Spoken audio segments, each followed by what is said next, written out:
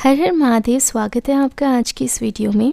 इस वीडियो का इंतज़ार आपको काफ़ी समय से था और आपके काफ़ी मेल रिक्वेस्ट कमेंट्स आ रहे थे कि दी 2026 की टारगेट सीरीज़ कब से स्टार्ट होगी। हम 26 के एस्पिरेंट हैं, हमें पढ़ाई अभी से स्टार्ट करनी है। क्या हम 2025 वाली प्लेलिस्ट को फॉलो कर सकते हैं। आप सबके ढेरों क्वेश्चंस थे और इन सब में आपकी एक परेशानी भी थी कि दी अब तो वेंडर चेंज हो चुका है, तो क्या नई टारगेट सीरीज़ उस हिसाब से आएगी, क्या उसमें एडिक्विटी को देखते हुए चीज़ें इन्वॉल्व की जाएंगी या हमें अकॉर्डिंगली अपने हिसाब से बैच लेना पड़ेगा। आपके बहुत से डाउट हैं, इन सब की हम बात करेंगे। तो सबसे पहले आप आराम से पानी पीकर बैठ जाइए। वीडियो थोड़ी सी लंबी होने वाली है। अगर आपको एसएससी का बिल्कुल भी आइडिया नहीं है तो ये वीडियो आपको पूरा इंसाइट प्रोवाइड करवाएगी, सिलेबस से लेकर बुक्स, टीचर, कहाँ से पढ़ना है, किस समय पढ़ना है, कितना पढ़ना है, क्या टाइमलाइन आपकी रहनी चाहिए। अगर आपका एग्ज़ाम इस महीने में है तो आपको किस महीने तक सिलेबस पूरा करना है, कब आपको प्रैक्टिस करनी है, टेस्ट कब से स्टार्ट करनी है, सबकी बात हम करेंगे।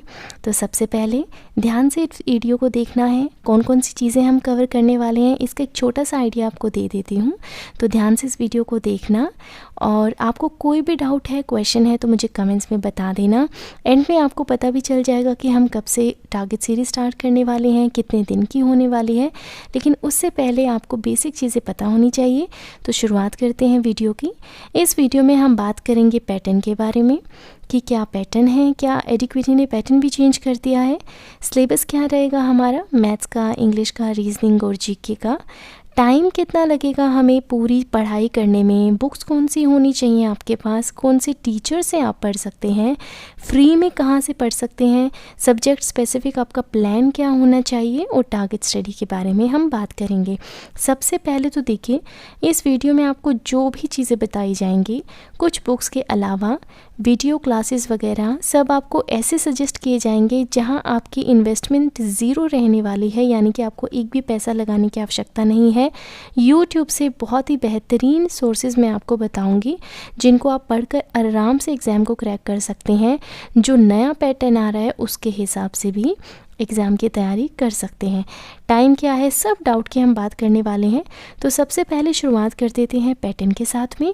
बेसिक सी चीज़ है, कोई भी एग्ज़ाम की तैयारी आप करते हैं तो आपको पता होना चाहिए कि एग्ज़ाम का पैटर्न क्या है, किस हिसाब से आपका एग्ज़ाम होने वाला है, कितने लेवल रहेंगे, कैसे आपको प्रिपेयर करना है।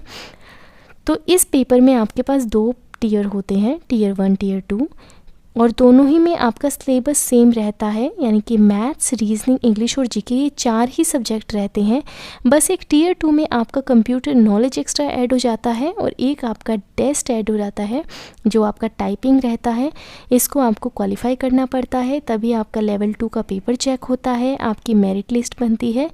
टीयर 1 आपका क्वालिफाइंग है, लेकिन क्वालिफाइंग में भी आपकी कट ऑफ जाती है, यानी कि कट ऑफ आपकी डिसाइड होगी, फिर पता चलेगा आप क्वालिफाई कर रहे हो या नहीं कर रहे हो। फाइनल मेरिट में इसके नंबर नहीं जुड़ते हैं, इस बात का भी आपको ध्यान रखना है। लेकिन अपनी कोशिश आपको इस हिसाब से रखनी है कि आप टीयर 1 में भी काफ़ी अच्छा स्कोर करें।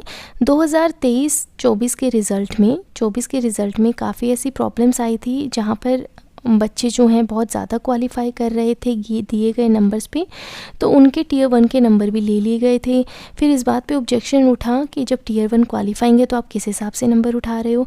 मेरिट बनाने के लिए जब नंबर बच्चों की संख्या ज़्यादा हो गई तो उन्होंने उन बच्चों को क्वालिफाई किया जिनके टीयर 1 में भी काफ़ी अच्छे मार्क्स थे। तो कहने को क्वालिफाइंग है, आप टीयर 2 में जाइए। अगर आप टीयर 2 में बहुत बेहतरीन प्रदर्शन करेंगे तो बहुत अच्छी बात है।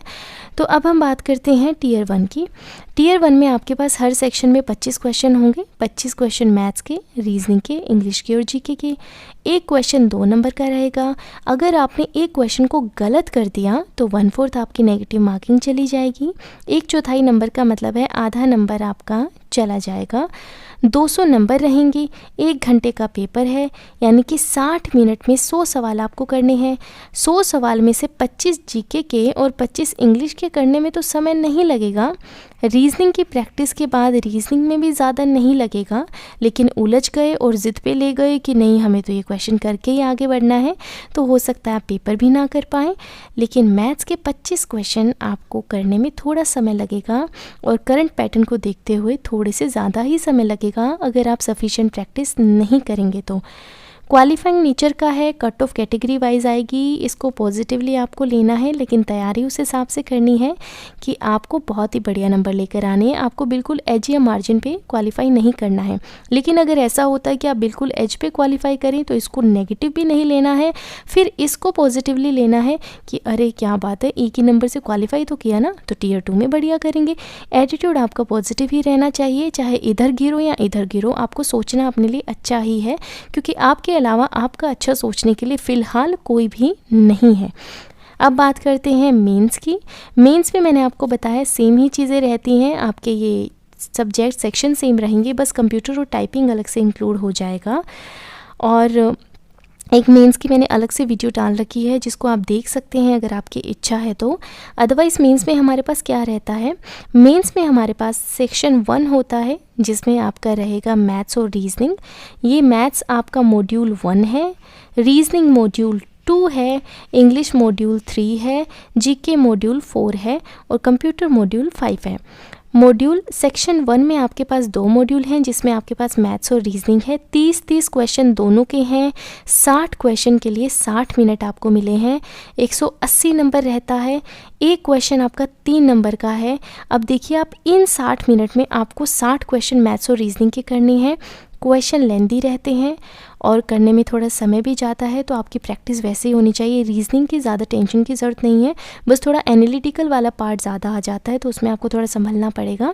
लेकिन मैथ्स में आपको थोड़ी सी मेहनत ज़्यादा करनी पड़ेगी।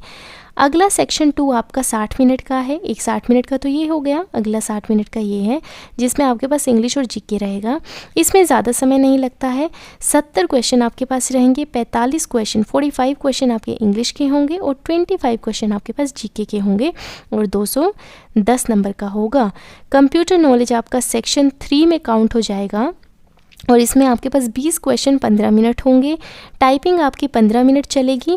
तो टाइपिंग में आपको लगभग कितनी स्पीड होनी चाहिए, आपके पास 27 WPM की होनी चाहिए। 15 मिनट में 2000 की डिप्रेशन करनी है।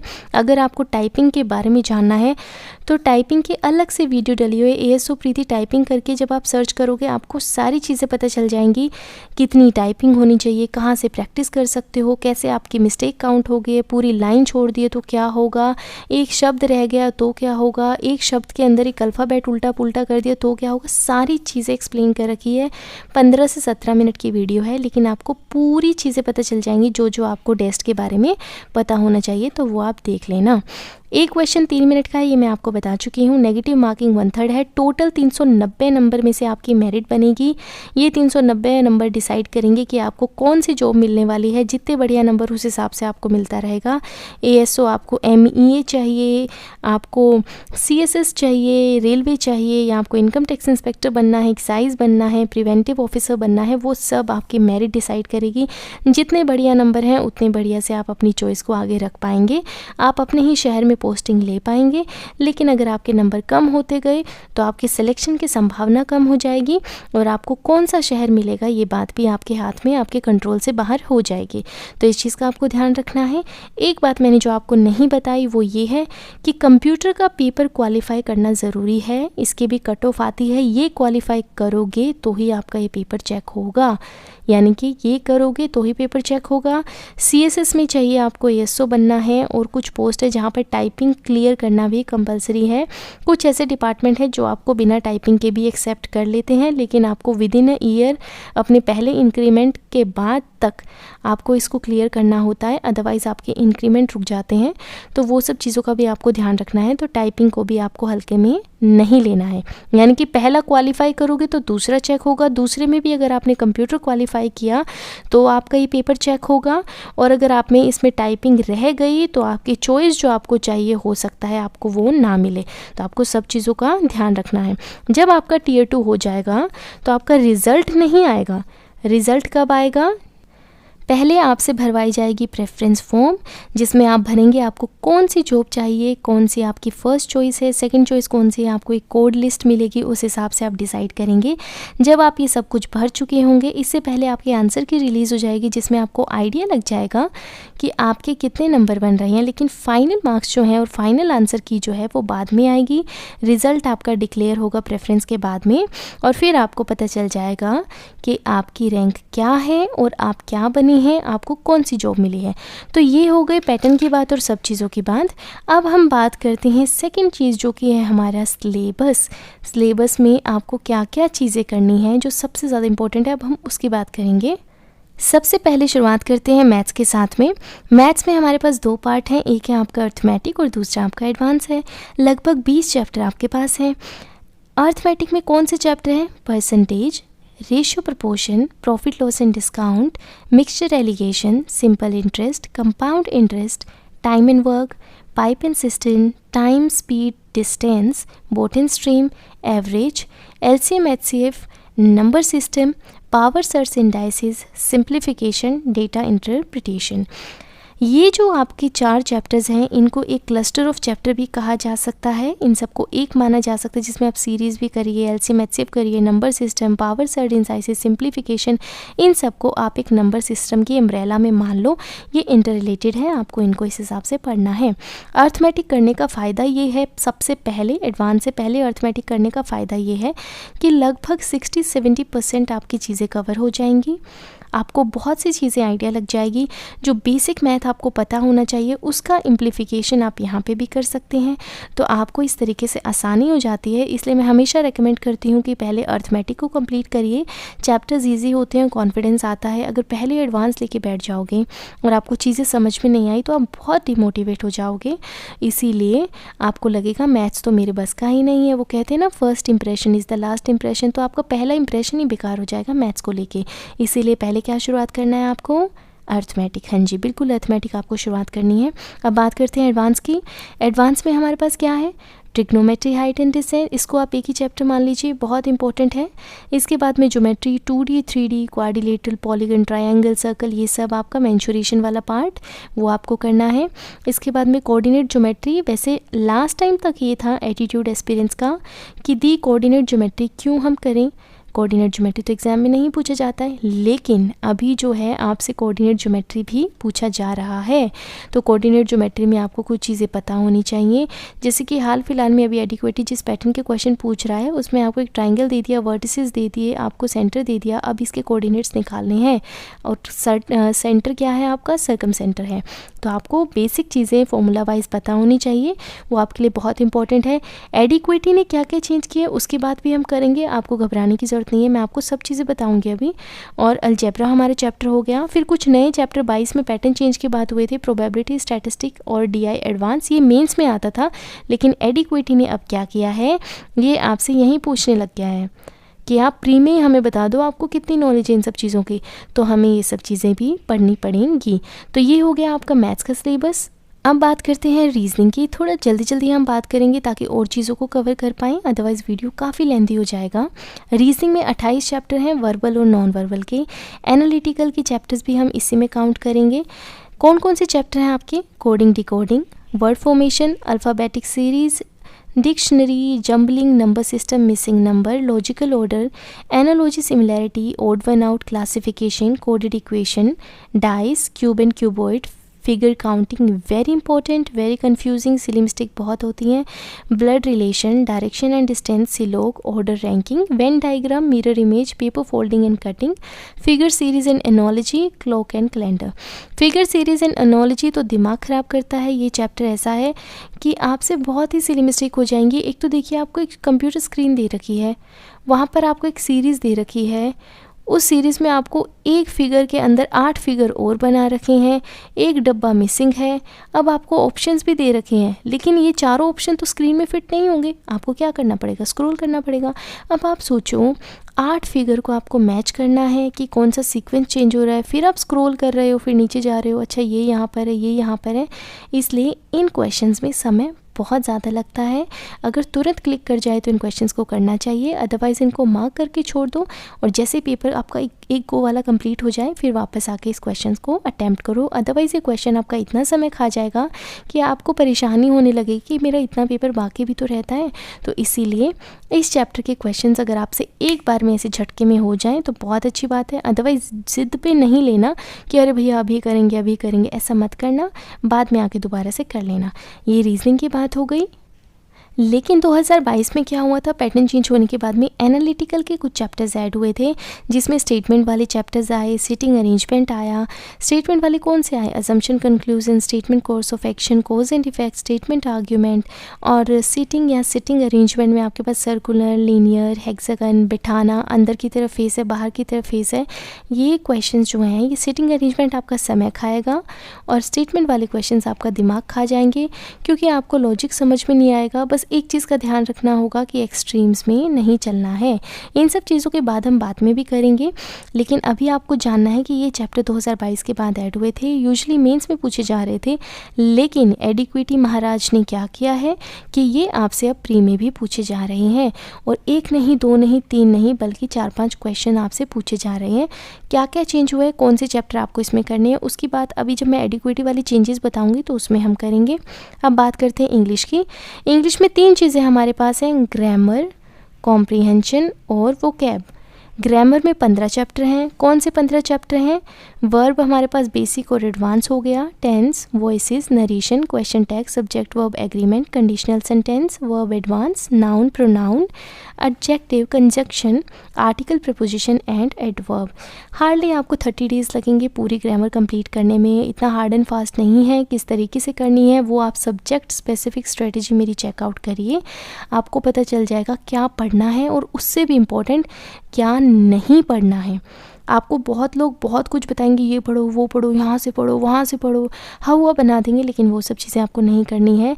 पढ़ना क्या है उससे ज़्यादा इंपॉर्टेंट आज की डेट में है क्या नहीं पढ़ना है, क्योंकि आपके पास सोर्सेज इतने अवेलेबल हो गए हैं कि आप खुद ही कंफ्यूज हो जाओगे। तो सब्जेक्ट स्पेसिफिक वीडियो आपको प्लेलिस्ट मिलेगी, उसमें चेक कर लेना। Otherwise English strategy by ASO Preeti आप टाइप करोगे तो आपको मिल जाएगी। अब बात करते हैं वोकैब की। वोकैब में क्या करना है, one word substitution, idiom phrases, phrasal verb, synonym, ये सब चीज़ें आपको करनी है। बस इन 4 चीज़ों को कवर करके चलना है, डेली बेसिस पे इसको इंक्लूड करना है और इस हिसाब से पढ़ना है। और सिनोनिम आपको करनी है, ना तो मैं आपसे कहूँगी एंटोनिम करिए, ना ही मैं आपसे कहूँगी कि सिनोनिम करिए। ये जो सिनोनिम मैंने यहाँ पर लिखा है, ये सिनोनिम है आपका वर्ड से रिलेटेड, यानी कि एक शब्द, उस शब्द का अर्थ क्या है। सिंपल सी इतनी बात है सिनोनिम से, बाकी आपको कुछ नहीं करना है। सीधा मतलब आता है तो उल्टा मतलब निकाल ही लोगे, वैसे भी आजकल बहुत एक्सपर्ट हैं सब उल्टा मतलब निकालने में, तो इसमें आपको परेशानी नहीं होगी। बस सीधा मतलब देखकर चलना, उल्टा अपने आप हो जाएगा। अदरवाइज़ उल्टा सीधा करने में आपका दिमाग ही ख़राब हो जाएगा। वो क्या पता चल गया। कॉम्प्रीहेंशन में क्या है हमारे पास, PPC, PQRS, passage and cloze test. ये आपको बहुत ध्यान से करना है, इसमें प्रैक्टिस आपकी होनी चाहिए, आपको कुछ ट्रिक्स एंड टिप्स पता होनी चाहिए जिससे आप और ईज़िली कर पाओ। रीडिंग स्किल्स अच्छी होनी चाहिए, इसको सुधारने के लिए एडिटोरियल करना ज़रूरी है। सब्जेक्ट स्पेसिफिक वीडियो में आपको वो भी मिल जाएगा, वहाँ से आपको आइडिया लग जाएगा। इंग्लिश का सिलेबस पता चल गया। अब हम बात करते हैं GK के सिलेबस की। GK के सिलेबस में क्या है हमारे पास, स्टैटिक है, करंट अफेयर, कुछ इंपॉर्टेंट टॉपिक्स हैं। स्टैटिक में क्या है, history, geography, economics, polity, biochemistry and physics. Current affairs में हमारे पास ईयरली कंपाइलेशन है, अगस्त में आपका एग्ज़ाम, अगस्त 2025 से लेकर आपको क्या करना है, अगले साल के जून तक के एटलीस्ट आपको करंट अफेयर करना है। मैं मान के चल रही हूँ कि नेक्स्ट ईयर जुलाई में एग्ज़ाम आपका होगा, ऑन टाइम एग्ज़ाम कंडक्ट करवाया जाएगा, तो उस हिसाब से हमें करना है। और इनको कहाँ से करना है उन सब की बात भी हम करेंगे। मेंस में देखिए आपके सेम ही रहता है, मेंस में ऐसा कुछ नहीं, सिलेबस अलग हो गया, बस थोड़ा कॉम्प्रीहेंसिव क्वेश्चंस आ जाते हैं, जैसे UPSC में पूछे जाते हैं और स्टेट PCS में पूछे जाते हैं। वैसे अब आपको क्या करेंगे, एक क्वेश्चन दे दिया, 3 स्टेटमेंट दे दी, अब आपसे पूछ लिया स्टेटमेंट कौन सी करेक्ट है, और इससे भी ज़्यादा कॉम्प्लिकेटेड बनाने के लिए क्या क्या 3 स्टेटमेंट दे दी। अब आपको ऑप्शन दे रहा है कि क्या तीनों स्टेटमेंट सही है, क्या 2 स्टेटमेंट सही है, क्या 1 स्टेटमेंट सही है, क्या कोई भी स्टेटमेंट सही नहीं है। तो अगर आपको थोड़ी इन डेप्थ नॉलेज है तो ही आप आंसर कर पाओगे। और ये किस में पूछे, ज़्यादातर गवर्नमेंट स्कीम्स हो गई, पॉलिसीज़ हो गई, उसमें इस तरीके के क्वेश्चन आते हैं। और करंट अफेयर्स का कवर करते हुए जब आप स्टैटिक कवर कर लोगे तो आप ये क्वेश्चन आराम से कर पाओगे। आपको सिलेबस का आइडिया हो गया चारों चीज़ों का। अब आपका सवाल क्या होगा कि दिया आपने सिलेबस भी बता दिया, आपने ये भी बता दिया पैटर्न क्या है, अब ये तो बताओ इतना सारा सिलेबस हम करेंगे कितने दिन में। तो देखिए 5 से 6 महीने कम से कम आपको लगेंगे सिलेबस कंप्लीट करने में। इंग्लिश, जीके और रीजनिंग के सिलेबस में इतना समय नहीं लगेगा, लेकिन मैथ्स को टाइम लगता है, तो मैथ्स में आपको समय लगेगा। 1 से 2 महीने की प्रैक्टिस भी आपको चाहिए, फिर आपको रिवीजन चाहिए। लगभग 8 से 9 महीने आपको लग जाएंगे। अगर आप सिंसियरली पढ़ते हो तो पूरी आपकी चीज़ें कंप्लीट हो जाएंगी। मैथ्स में 5 से 6 महीने, रीजनिंग में 2 से 3 महीने, इंग्लिश में 3 महीने और जीके में 3 से 4 महीने, क्योंकि हम आराम से चीज़ों को कंप्लीट करेंगे। इतना समय काफ़ी है। सितंबर अक्टूबर से लेके मार्च एंड तक या अप्रैल तक आपका सिलेबस कंप्लीट हो जाएगा। अप्रैल मई में आपकी प्रैक्टिस रहेगी, जून में आपका रिवीजन रहेगा, जुलाई में आपका एग्ज़ाम रहेगा। ये टाइमलाइन हम मान के चल रहे हैं, लेकिन एसएससी ने ऐसा कुछ किया कि आपका एग्ज़ाम ऑन टाइम नहीं हुआ तो आपको रिवीजन का थोड़ा एक्स्ट्रा टाइम मिल जाएगा। अब बात करते हैं बुक्स की। समय आपको पता चल गया। बुक्स में देखो ज़्यादा कुछ आपको नहीं करना है। अर्थमेटिक की ले लो, एक एडवांस की बुक ले लो, राकेश यादव, किरण पब्लिकेशन, जो बुक आपको लेनी है वो बुक ले सकते हैं। आपको जिस बुक से पढ़ना है वो बुक आप पढ़ लीजिए, कोई ऐसी स्पेसिफिक नीड नहीं है। सारों की लगभग सेम ही बुक रहती है। किसी में हाँ अपडेट अगर जो डेली बेसिस पे होती है तो वो आप प्रेफर कर सकते हैं। कंसेप्ट किंग पीडीएफ आपको टेलीग्राम पे मिल जाएगी, गगन सर के टेलीग्राम पे मिल जाएगी। वहाँ पर आपको क्या मिलेगा, एक साथ इंपॉर्टेंट फार्मूला, स्टैंडर्ड सॉल्यूशंस, वो आपको एक कंपाइलेशन में मिल जाएंगे। मैथ्स के एसएससी पीवाईपी क्यू सेट आपको लगाने हैं, तो सेट के लिए या तो देखिए आप टेक्स्ट बुक से कर लीजिए, एक बार पास लेना है आपको सारे ईयर के पेपर्स मिल जाएंगे, या फिर क्या करो पिनाकल की बुक ले लो या कोई और बुक ले लो जिसमें 22, 23, 24, 25 इनके जो है आपको पेपर्स मिल जाएं। ये आप बाद में भी ले सकते हो, क्योंकि पहले तो हम सिलेबस करने में जाएंगे। बस आपको एक स्टैंडर्ड बुक चाहिए कि जिससे आप प्रैक्टिस करते रहो। रीजनिंग में संपूर्ण ले लो राहुल मिश्रा सर की, या फिर पिनाकल किरण, जहाँ से आपको प्रैक्टिस करनी है वहाँ से ले लो। और बुक नहीं भी लोगे तो भी चल जाएगा, लेकिन अगर आप प्रैक्टिस करना चाहते हो तो आपको एक बुक तो लेनी पड़ेगी। इंग्लिश में नीतू सिंह वॉल्यूम 1 ग्रामर के लिए काफ़ी है, इससे ज़्यादा आपको ग्रामर के लिए कुछ भी नहीं चाहिए।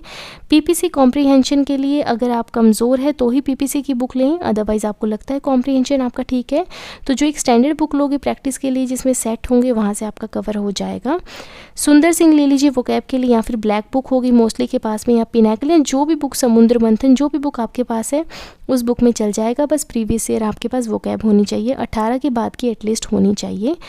पिनाकल, किरण या पीवाईक्यू, आपको जो सेट आपके पास है ये ऑप्शनल है, अगर आप सेट लगाना चाहते हो तो ठीक है, अदरवाइज टेक्स्ट बुक पे ऑनलाइन हो ही जाएगा। जीके में कोई आपको ऐसी रिक्वायरमेंट नहीं है, सब आपका पीडीएफ से हो जाएगा। स्टैटिक में आप ल्यूसेंट ले लो, अमन श्रीवास्तव सर की बुक ले लो, या फिर मनोहर पांडे भी कुछ लोग लेते हैं। अदरवाइज सबसे बेस्ट पता है क्या है, मेरी जो बुक थी ना उसकी पीडीएफ मैंने आपको सेक्शनल फॉर्म में प्रोवाइड करवा रखी है। हिस्ट्री की पूरी है आपके पास, पॉलिटी, ज्योग्राफी, इकोनॉमिक्स सबकी। इस बुक के अलावा आपको ज़रूरत ही नहीं है कहीं जाने की। इतनी प्यारी बुक है, मैंने खुद इसको मल्टीपल टाइम पढ़ा हुआ है। हर टारगेट सीरीज़ में इस बुक को मैं फॉलो करवाती हूँ और इसमें जो जो चीज़ें होनी चाहिए सब कवर्ड है। 40 से 50 पेज में एक सेक्शन आपका हिस्ट्री का, सब कुछ कवर्ड है। और इस बुक को अगर आप सिंसियरली पढ़ लोगे तो स्टेट लेवल के एग्ज़ाम भी जो होते हैं ना वो भी आप आराम से दे सकते हो। तो आपको यहाँ पर किसी बुक की आवश्यकता नहीं है। इंपॉर्टेंट टॉपिक्स के लिए आप टारगेट फॉलो करोगे, टारगेट स्टडी करोगे, वहाँ से हो जाएगा। और आप आरबी सर की ईयरली कंपाइलेशन ले सकते हो जहाँ से आपकी सारी चीज़ें कवर हो जाएंगी। इन शॉर्ट आपको सिर्फ 2 या 3 बुक्स ही लेनी है, वो आप अपनी एंड पे डिसाइड करना कि क्या आपको ऑफलाइन प्रैक्टिस सेट से बुक से लगाना है या आप कंफर्टेबली ऑनलाइन कर पाते हो। तो ऑनलाइन कर पाते हो 300-400 का टेक्स्ट बुक का पास आ जाएगा, लगभग 2 या 3 साल का आपको मिल जाता है। अभी ऑफर चल रहे होंगे तब खरीद लेना, अभी कोई अर्जेंसी नहीं है। अभी तो आप सिलेबस ही पढ़ोगे उसके बाद में कर लेना। तो यहाँ पे आपकी ये सब चीज़ें कंप्लीट होती हैं कि आपको बुक्स कौन सी चाहिए, टाइम कितना लगेगा, पैटर्न क्या है, सिलेबस क्या है, इसकी बात हमने कर ली। अब आपका सवाल उठता है कि दी हमें तो आता ही नहीं है, हमें तो ज़ीरो चीज़ें पता है, हमें बता दो कोई टीचर, किसी टीचर से पढ़ना तो पड़ेगा हमें। हाँ जी बिल्कुल पढ़ना पड़ेगा आपको तो टीचर से। तो टीचर अगर आपका मैथ्स बहुत कमज़ोर है, आपको मैथ्स नहीं आता है, तो मैं कहूँगी मैथ्स का बैच आप ज़रूर ले लें, रिकॉर्डेड ले लें, ताकि आप अपने हिसाब से टारगेट को आगे पीछे कर पाएँ। क्योंकि टारगेट स्टडी अगर आप फॉलो करोगे तो वो करिए, अदरवाइज़ आपको ऐसा कि नहीं हमें तो लाइव लेना है, तो मैं कहूँगी टारगेट स्टडी में मैथ्स के टारगेट आप फॉलो मत करना, टीचर के साथ करते रहना, वो आपके लिए अच्छा रहेगा। लेकिन अगर आप रिकॉर्डेड लेते हैं तो टारगेट स्टडी में जो चैप्टर मैं आपको बताऊंगी आप अपने पसंद के टीचर से पढ़ सकते हैं। ऑलरेडी अगर आप किसी बैच को ज्वाइन करके बैठे तो आप उसी को फॉलो कीजिए, आपने पैसे लगाए हैं तो वहाँ से पढ़ाई कीजिए, अब चेंज करने की ज़रूरत नहीं है। कौन से टीचर से पढ़ें दी, देखो सबके डेमो यूट्यूब पे फ्री में अवेलेबल है। Rakesh Yadav sir, Pawan Rao sir, Gagan sir, Abhinay sir, Shubham sir, Aditya Ranjan sir, Bhutesh sir, Remo sir, बहुत से टीचर हैं जो बहुत ही बेहतरीन पढ़ाते हैं। तो आप यूट्यूब पे सारे टीचर का एक एक लेक्चर देख लीजिए किसी स्पेसिफिक चैप्टर का, और आप ये देखिए कि किस टीचर का आपको समझ में आ रहा है। आज तो आपके पास ये लिबर्टी है। आज से कम 7-8 साल पहले जब ये सब चीज़ें नहीं थी, क्लासेस में जा कर चेक करना पड़ता था। अभी तो यूट्यूब पे आपको समझ ही आ जाएगा ना कि किस टीचर का समझ आ रहा है, किसका स्टाइल मेरे को समझ आएगा, मैं किससे पढ़ सकता हूँ, नहीं पढ़ सकती हूँ। तो वो चीज़ें आप ज़रूर चेक करना, डेमो लेकर देखना, जिसका समझ आए उसकी क्लासेस ले लेना। अदरवाइज़ हर टीचर ने इतना पढ़ा रखा है कि यूट्यूब पे सबने प्लेलिस्ट डाली हुई है, वहाँ से कवर कर सकते हो। फिर भी अपनी तसल्ली के लिए, 1-on-1 इंटरेक्शन के लिए आप किसी का भी बैच ज्वाइन कर सकते हैं। रीजनिंग में राहुल मिश्रा सर, कुछ टॉपिक के लिए पीयूष सर, आप यूट्यूब से कर लीजिए। रीजनिंग में कोई बैच लेने की आवश्यकता नहीं है। फिर भी मन करे आपका कि दी हमें तो लेना है, एक बार तसल्ली रहेगी, तो बिल्कुल आप किसी का बैच खरीद लीजिए। रेमो सर का ले लीजिए, पीयूष सर का बैच ले लीजिए, आपके वहाँ से कंप्लीशन हो जाएगी। इंग्लिश में श्रीकांत सर से पढ़ लीजिए, या फिर रानी मैम, तरुण सर, विक्रमजीत सर, आप जिससे पढ़ना चाहते हैं, जो टीचर आपको अच्छे लगते हैं वहाँ से आप पढ़ सकते हैं। उनका आपको समझ आ जाए, अमन सर हैं, जैसे बहुत से टीचर हैं, आप उनको एक बार डेमो देखिए। आप किससे पढ़ रहे हैं वो मुझे कमेंट्स में ज़रूर बता देना। अगर आप ऑलरेडी तैयारी कर रहे हैं तो वहाँ से आप कर सकते हैं। जीके में देखिए सेल्फ स्टडी करिए, उतना काफ़ी है। इंपॉर्टेंट टॉपिक्स के लिए टारगेट्स में मैं वीडियो बताती रहूँगी जहाँ से आप पढ़ सकते हो। करंट अफेयर के लिए आपको राहुल मिश्रा सर से ही पढ़ना है, बहुत बहुत बहुत इंपॉर्टेंट है। राहुल मिश्रा सर की जलजला सीरीज़ करंट अफेयर के लिए वहाँ से करिए। कोई भी टीचर ऐसा नहीं है जो आपके दिमाग में बैठ के आपको सब चीज़ें याद करवा देगा, इसलिए आपको चॉइस ऐसे टीचर की करनी है जो आपको सारी चीज़ें कवर करवा दे। तो इसीलिए राहुल मिश्रा सर की जो जलजला सीरीज़ है करंट अफेयर वाली, वो बहुत अच्छी है, मैंने खुद ली थी। वहाँ पर पता है आपको क्या है, ऐसा नहीं कि सिर्फ करंट अफेयर पढ़ा कि मान लो ये पढ़ लिया कि हाँ ब्रिक्स का नया चेयरमैन कौन है, चेयरपर्सन कौन है, तो आपने सिर्फ इतना पढ़ा। जलजला सीरीज़ में क्या है, आपको ये बताया जाएगा ब्रिक्स क्या है, कब इसकी फॉर्मेशन हुई, कौन से नेशंस इसके मेंबर हैं, तो आपको एक बेसिक आइडिया लगेगा। और ये इंपॉर्टेंट बहुत है। अब मीन्स में आपसे कैसा क्वेश्चन पूछा जाएगा, हाल फिलहाल में एक इंस्टीट्यूशन के चेयरमैन चेंज हुए, ब्रिक्स नाम है इंस्टीट्यूशन का। अब आपसे 3 स्टेटमेंट दे दी, चेयरमैन का नाम ये है, इसकी इस्टेब्लिशमेंट यहाँ पे हुई थी, इसमें मेंबर नेशंस इतने हैं। तो जब आपको इन डेप्थ नॉलेज ही नहीं है, कहाँ से आप स्टेटमेंट वाले आंसर कर पाओगे। फिर आप कहोगे कि दीदी स्टेटमेंट वाले क्वेश्चन के लिए जीके कहाँ से करें। जीके कहाँ से करें नहीं, जीके वही है, आप अपना थोड़ा स्टाइल चेंज करो, आप सारे क्वेश्चन कर पाओगे। तो इस तरीके से आपको ये फॉलो करना है। अब मैं आपको बताती हूँ सब्जेक्ट स्पेसिफिक प्लान के लिए। अगर आपको सब्जेक्ट स्पेसिफिक स्ट्रेटजी चाहिए तो एक प्लेलिस्ट अवेलेबल है सब्जेक्ट स्पेसिफिक स्ट्रेटजी की, आप उसमें चेक करिए, आपको सारे सब्जेक्ट का मिल जाएगा और आपको इतना बेहतरीन गाइडेंस मिल जाएगा ना, आपको बहुत बहुत हेल्प होगी। आप एक बार मेरे कहने पे ज़रूर चेक करना, आपके सारे डाउट क्लियर हो जाएंगे। इस वीडियो के रिगार्डिंग अभी तो कोई डाउट है तो कमेंट्स में ज़रूर मेंशन करना। अब हम बात करते हैं टारगेट स्टडी की। 150 डेज़ की टारगेट स्टडी है। मैथ्स का सिलेबस हमारा कंप्लीट हो जाएगा इन 150 डेज़ में। रीजनिंग, इंग्लिश और जीके की हम सिलेबस भी कंप्लीट होगा, प्रैक्टिस भी कर लेंगे, इंपॉर्टेंट टॉपिक्स भी कर लेंगे, एक बार रिवीजन भी कर लेंगे, क्योंकि 150 दिन इन 3 सेक्शंस के लिए काफ़ी ज़्यादा है। मैथ्स में हम चैप्टर को इस तरीके से करेंगे कि पहले हम चैप्टर को भी पढ़ें, फिर उसकी प्रैक्टिस भी करें, फिर उसके PYQs भी करें। इस तरीके से हम सीक्वेंस में चलेंगे। एडिक्विटी ने जो चेंजेस किए हैं, जैसे पेपर को लेंदी बना दिया है, लेंदी क्वेश्चन कर ले, तो उस हिसाब से भी आपके लिए टारगेट्स को बनाया जाएगा, उसमें चीज़ें इनकलकेट की जाएंगी। डेली 8 से 9 या 10 घंटे की पढ़ाई होगी।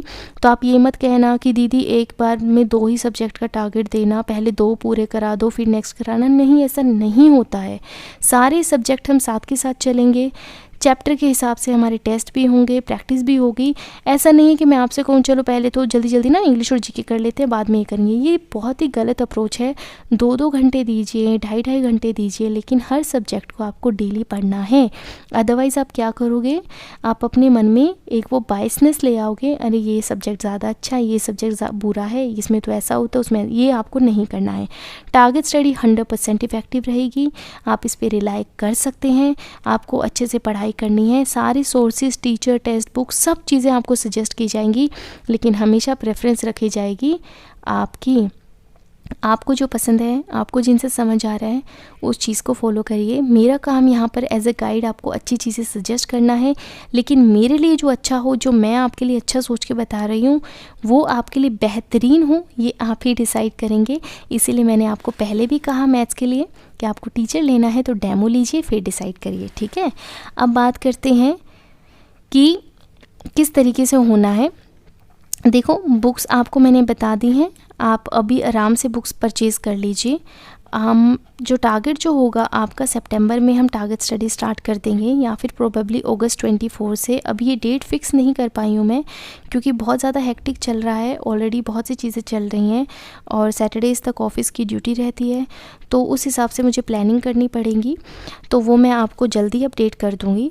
तो ये मानकर चले कि सितंबर 1 से तो आपके टारगेट स्टार्ट हो ही जाएंगे, लेकिन अगर हुआ तो अगस्त 24 से एक हफ़्ता पहले आपके टारगेट शिफ्ट हो जाएंगे। 1 से 2 टारगेट्स आप एक बार चेक कर लेना, करके आपको फ्री ही रहेंगे स्टार्टिंग के टारगेट्स। आप मेंटली प्रिपेयर होना, आपको लगता है कि we can rely on them, तो आप बिल्कुल ज्वाइन करना चीज़ों को। लेकिन अगर आपको है कि दी हमें तो ऐसे नहीं करना, आप अगर पेड करोगे तो फ्री में करो, तो 150 डेज़ के टारगेट्स प्लान ऑलरेडी फ्री में अवेलेबल हैं, आप उनको अवेल कर सकते हो, आप उन पे रिलाई कर सकते हो। आज की डेट में भी वो रिलायबल हैं। टेलीग्राम आप ज्वाइन ज़रूर कर लेना, चैनल के डिस्क्रिप्शन में आपको टेलीग्राम आईडी मिल जाएगी, वहाँ से ज्वाइन करिए। वहाँ पर आपको सारे इंपॉर्टेंट पीडीएफ जो हैंड रिटन नोट्स हैं वो अवेलेबल हैं, और जो टारगेट स्टडी के ज्वाइनी रहे हैं या मेंबर्स रहे हैं, उनको अलग से कुछ सेपरेट पीडीएफ्स भी प्रोवाइड करवाई गई थी। तो वो जैसे हम इस टारगेट सीरीज़ में प्रोग्रेस करेंगे, वो आपको भी प्रोवाइड करवा दी जाएंगी, इस हिसाब से हम करते चलेंगे। अब आपका एक डाउट, या तो 24 को आपकी टारगेट सीरीज़ स्टार्ट होगी, या फिर 1 सितंबर से हम स्टार्ट करेंगे। तब तक आपको क्या करना है, आपको जो बुक्स लेनी है आप बुक ले लीजिए। जो आपका डाउट है वो मुझे कमेंट्स में बता दीजिए। आपको जो प्रॉब्लम आ रही है वो हमें मुझे बता दीजिए, ताकि उन सब चीज़ों पे काम कर लिया जाए। एक चीज़ आपकी रह गई है, वो है कि एडिक्विटी में क्या क्या चेंजेस आए हैं। वीडियो काफ़ी बड़ा हो गया है, इसलिए मैं आपको सजेस्ट करूँगी कि मेरी अभी 2 या 3 दिन पुरानी एक वीडियो है, उसको आप जाकर चेक कर कर आएँ। एडिक्विटी न्यू पैटर्न चेंजेस, उसको मैं डिस्क्रिप्शन में भी ऐड कर दूँगी, तो आप उसको एक बार देख लेना कि क्या क्या चेंजेस हुए हैं। सिर्फ आपको उतना ध्यान रखना है, और इसके अलावा पूरी वीडियो में जो भी आपका डाउट है तो मुझे कमेंट्स में बताना। अपना ध्यान रखना, अच्छे से पढ़ते रहिए और खुश रहिए। हर हर महादेव।